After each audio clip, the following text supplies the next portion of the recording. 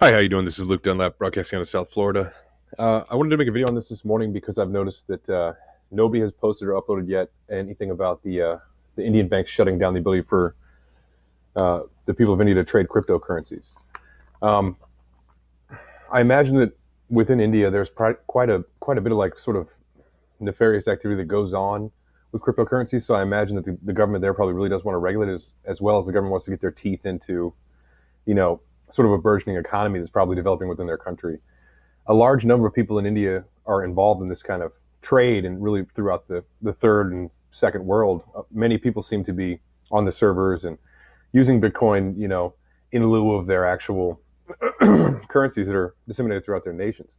So I found it interesting that nobody had reported on it yet, so I wanted to make a video and try to broadcast and upload it to my social media and to my YouTube channels, etc. With the advent of the people of India being out of the loop effectively, or at least the government shutting down it being able to be traded in banks, I imagine that the money's still able to be offloaded. It's all on the internet. It's baseless. It'd be really hard for the government to crack down or regulate something like this. Cryptocurrencies are on the blockchain and are not susceptible really to the government saying, okay, well, you can't use them anymore. I mean, I'm sure the people are trying desperately to rip their money offline, and the Bitcoin's taking a dive because everybody, I imagine, is sell to get their money back as fast as they can.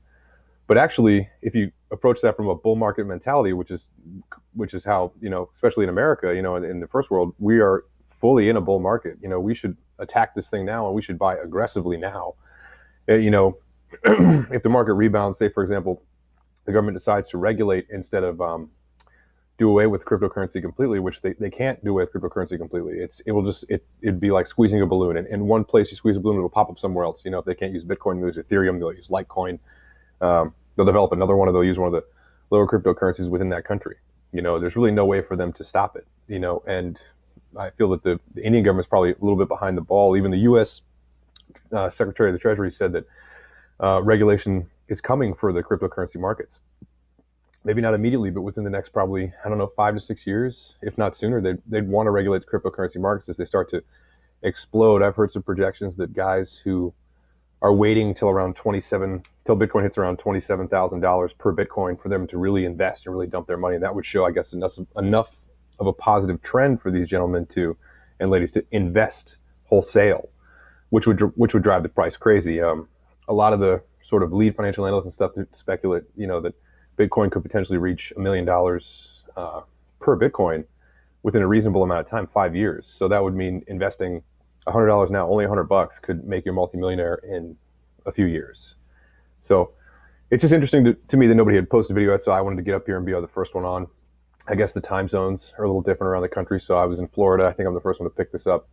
So it was just on the news and said that Indian banks have collapsed the crypto market and decided to full scale regulate it, and they'd be the first ones to do so. So if they decide to regulate, that's actually a good thing for cryptocurrency markets, to my mind, because it would force more interaction. If Bitcoin is actually, completely, on the blockchain and they're not able to regulate it in any way, they'll probably have to patch Bitcoin, make it so that it actually can be regulated if this is going to be a system that can eventually be implemented as a payment system, or as, a suppository of wealth. It seems that most of the market is using Bitcoin to sequester their wealth online as opposed to gold.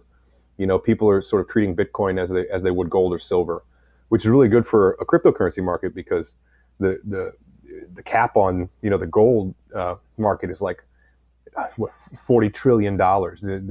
It's just insane how much capital there is to manipulate within those parameters. You know what I mean? And there's a lot of whales in Bitcoin, I think, that can manipulate the markets somewhat by running algorithms and bots that'll push the markets, sort of hot. Like if people, like, the amount that people say they want to sell isn't actually represented completely correctly on a lot of the buying and selling mainframes, but the actual amount people want to buy is represented correctly. And I think what's most interesting about this is that this is sort of a currency and an online base that we as individual, like, citizens of the world can push to happen whether they like it or not, because we can totally hijack the system. And if we assign value to it, it's just like a fiat currency. If we assign value to the dollar, the euro, the kroner, whatever, we can push this online currency system to yield the result we want, which would be to encompass more of the gold market initially, and then perhaps eventually to be able to develop businesses in the real world where we can go and offer them to other business owners and say, we want to switch your business, wholesale over to using Coinbase or, a coin wallet so that you don't have to pay taxes on your credit card transactions. It could really change the way economics functions within the next 10 to 20 years. And I think this is something that they either completely saw coming or they didn't see at all, because this was used as sort of a clandestine kind of currency. I was involved with it back in the day. I've had some buddies who were used it to, buy pot offline and stuff like that. And now it's this whole different animal. I remember I had some about $100 in Bitcoin that I sold off to get to PayPal to pay a bill or something at one point when it was about $1,000.